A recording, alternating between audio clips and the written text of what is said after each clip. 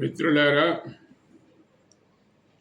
మన దేశంలో అనేక మతాలు ఉన్నాయి కదా. కొత్త మతం ఎందుకు, కొత్త దేవుడు ఎందుకు అని కొంతమంది అంటున్నారు.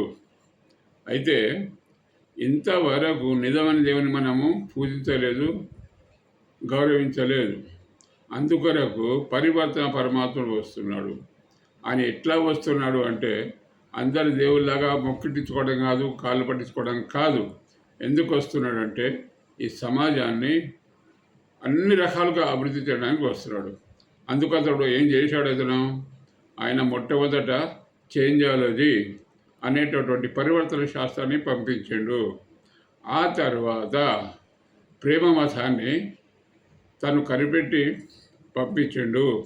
ఈ ప్రేమ మతంతో అదేవిధంగా పరివర్తన శాస్త్రంతో అదేవిధంగా ప్రపంచాన్ని మార్చాలని ఆయన ముందుకు వస్తున్నాడు. కాబట్టి ఎవరైతే మారరో వాళ్ళు గతంలో అయిపోతారు. అందుకొరకు వర్తమానంలో బ్రతకాలి. వర్తమానంలో బ్రతికే వర్తమానంలో ఉండేది ఒకే ఒక దేవుడు, ఆయన పరివర్తన పరమాత్ముడు.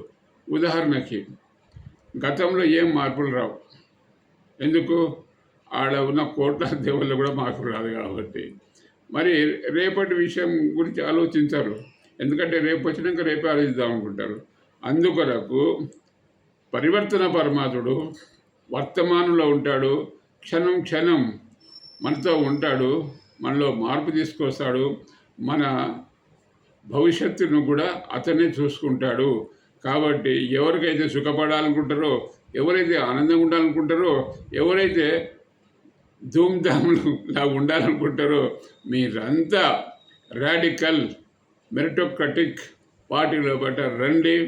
అదేవిధంగా ఈ పార్టీతో మనము పరమాత్మని ఆహ్వానిద్దాము అనే విషయాన్ని మీ అందరికీ చెప్తున్నాను. ఎందుకంటే మనకు ఒక 2 years కూడా టైం లేదు. ఈ 2 years టైం లేదు కాబట్టి ఇమీడియట్గా మనం ఆహ్వానించి మనల్ని మనం కాపాడుకోవాలి. అదేవిధంగా దేశానికి సేవ చేయాలి.